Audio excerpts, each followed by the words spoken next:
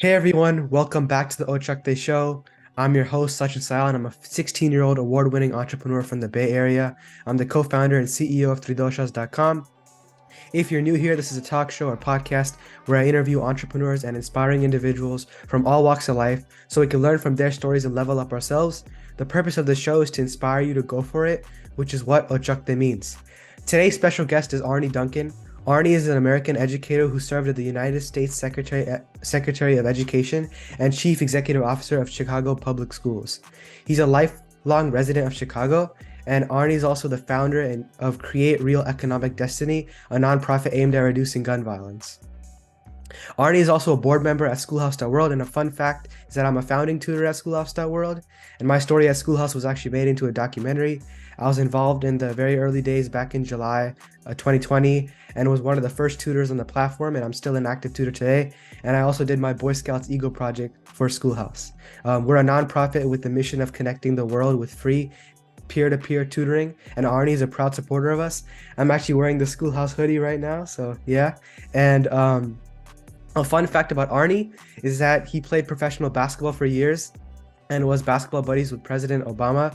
He also won the MVP. He also won MVP at the NBA All-Star Celebrity Game in 2014.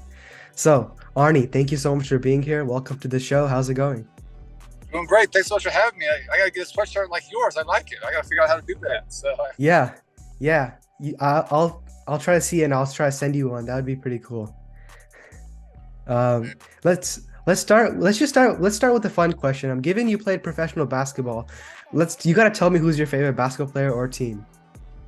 Oh wow. I right now I'm a bit of a fair weather fan. I love how Golden State Warriors play. They pass the ball. They move so well. But I grew up watching Michael Jordan play and got to play with him a fair bit. So that was an amazing time. So he'd be at the top of my list.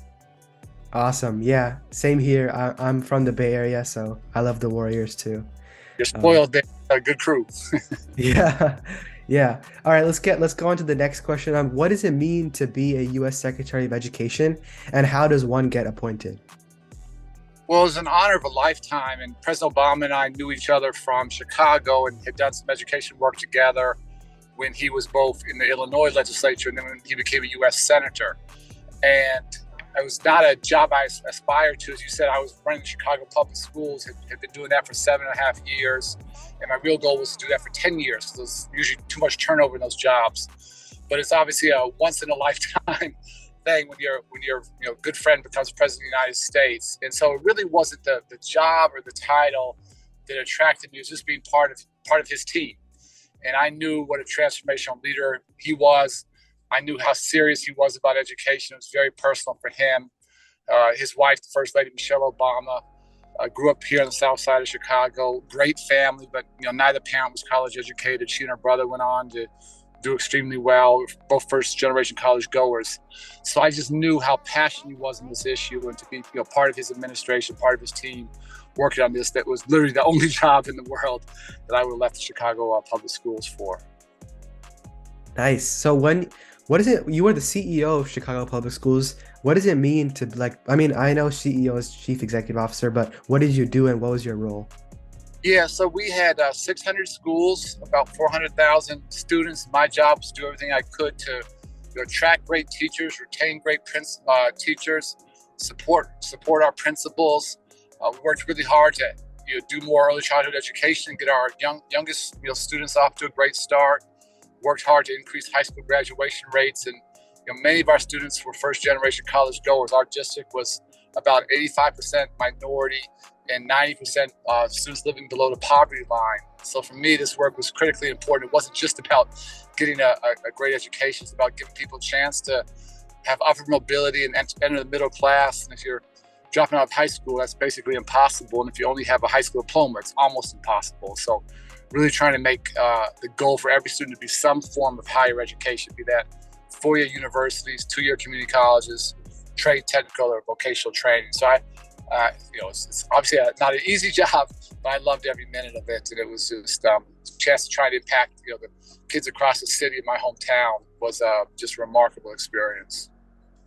Nice. Yeah, you've done a lot of different educational things for Chicago. Can you tell us about your childhood? Where did you grow up and how was it like? I grew up, I guess education is our family business. I grew up literally on the campus of the University of Chicago. My dad was a professor there, and he would bike to work every day, and we would walk to school. And my mother ran a tutoring program in the inner city about 2 miles from our house. It wasn't far at all geographically. We used to walk there some days, but it was a very different community. And so all my life, I lived between these two different worlds and had my friends during the school day that had great educational opportunities, and my friends in the afternoon in my mother's program who, because of the neighborhood they lived in, schools weren't as good. And my friends in the afternoon were, as smart, as talented, as entrepreneurial as my friends during the school day. They just didn't have the opportunities.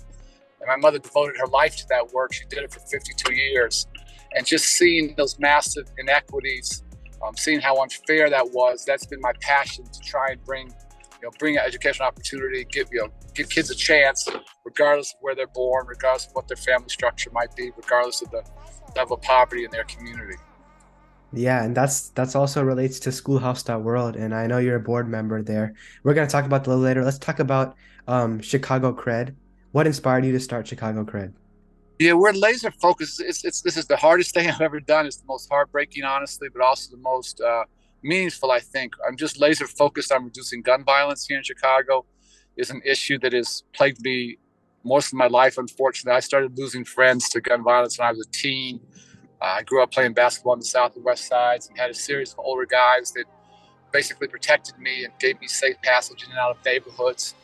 And when you're a teen at that point and lose people, I didn't really sort of internalize it, didn't really have a counselor or a social worker, someone to talk to. And I think that stuff shapes you and maybe honestly scars you in some ways, a little bit difficult to talk about. And then fast forward during my time leading the Chicago Public Schools, very tragically, we lost on average one of our students every 2 weeks due to gun violence, with a devastating rate of loss. And so for me, this felt like the crisis facing the city when our family came back from DC. Every opportunity I'd had, educationally, athletically, socially, culturally, came from people who are here in Chicago helping me. And so I just wanted to give back. And so we work with most likely to shoot and be shot on the South and West sides of Chicago and give them a path, from that life to something much, much better. So it's amazing work. We have nine centers. We have amazing life coaches and clinicians and street outreach workers, and just trying to help young people envision a positive future for themselves and give them the supports they need to make that dream a reality. Got it. Yeah, beautiful website, by the way. It's a really nice website. What did the life coaches do? Yeah, well, we always say that experience is the best teacher, but it doesn't have to be your own experience. And so I always think, you look at corporate America, many CEOs have an executive coach, and that's great for them. But our guys need a life coach. And so many of our life coaches, unfortunately, served 10, 15, 20, 30, one guy 34 years, were incarcerated. So they've got a very tough lived experience. But if they can stand in that gap, if they can help our young men understand the challenges they had and avoid the mistakes they made, then they have a chance to not replicate that. And we never forget, we sat in one circle one morning with our guys, and our young men, our life coaches, and went around the room, and we added up with all our life coaches together. They had served 269 years in jail. It was sort of a staggering number. And we just looked around the room and said, does anybody want to add one day to that total?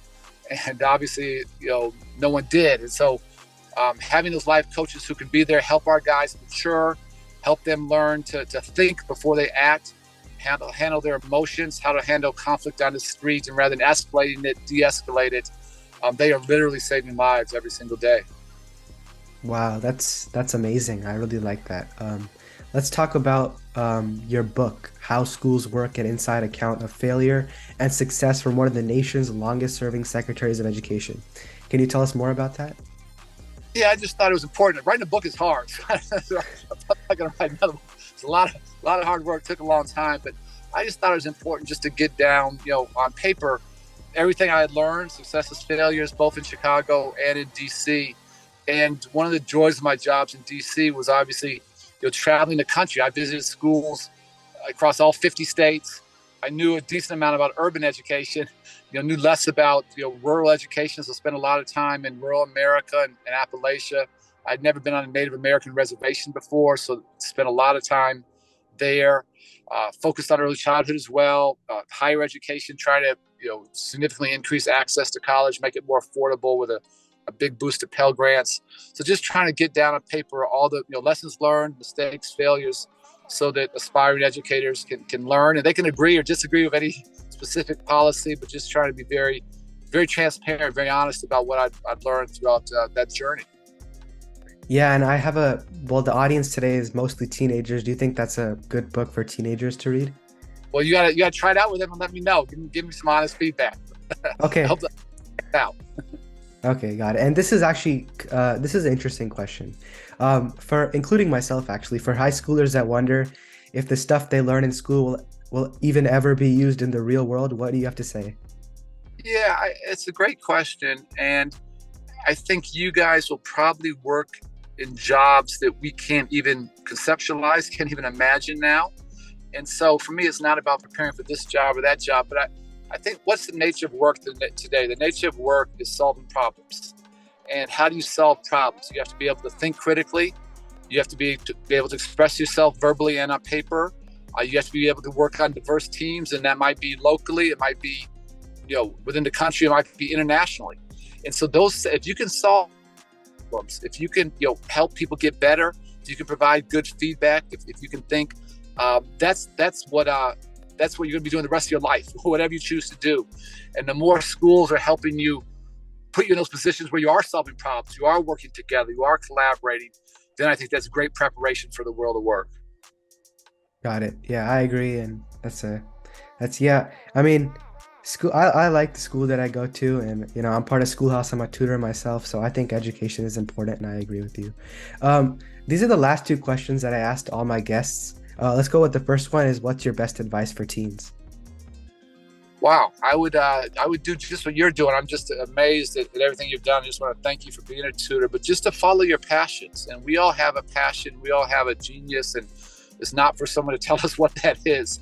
And just the more young people can start to, it doesn't have to be one thing, maybe it's a couple things. And maybe you're still trying to figure it out, but really find what you love and continue to learn, continue to grow.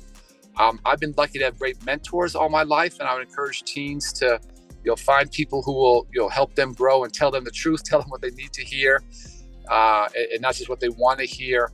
And the final thing I'll say that I just worry about increasingly is I want you guys as teens not just to spend time with people who think like you and look like you and live in the same community, but really try and spend time with folks that may have very different lived experiences.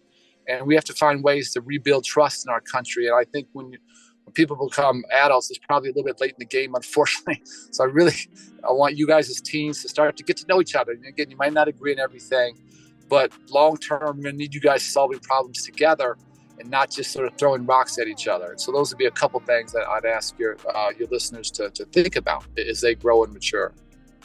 Got it. And actually, before the last question, let's talk about Schoolhouse.world. What do you do as a board member? I mean, most of the Schoolhouse.world community is going to be watching this. So what do you have to say to them? And how did you get involved with Schoolhouse? How did that all work? Well, just a huge thank you to all of you guys. And Sal Khan's one of my heroes. My kids have used Khan Academy when they were in high school. They're both in college now. But when he reached out to me and just trying to, for me, it's very personal. It sort of goes back to my mother's after school programs. How do you equalize opportunity? So there are lots of people who receive tutoring around the country, but many of them are paying for it, and their families can afford it, and getting coaching for ACT and SAT, and that's fine. I have no problem with that. But I do have a problem when folks who can't afford it are denied those opportunities. So having tutors like you volunteering their time to help, whether it's young people or you help someone a couple 30, 40 years older than you, be successful. That's what it's all about. It just ties us together. And so whatever I can do to help solve, whatever we can do to create opportunity where it's needed, and do it for free, I want to help out. And so I'm a huge fan of Schoolhouse.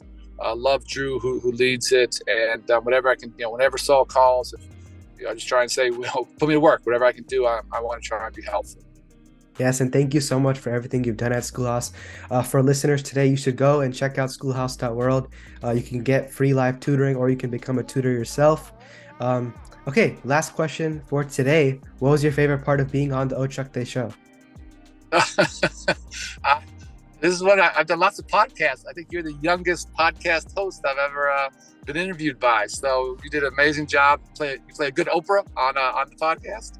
Thank you. And uh, again, so lots of challenges in the country now, lots of challenges in the world, but young leaders like you give me a lot of hope, inspire me. So I just want to thank you for the opportunity and keep up the great work. Just really, really proud of you. Thank you so much, Arnie. I really appreciate it. Guys, make sure to hit that subscribe button, and I'll see you guys next time.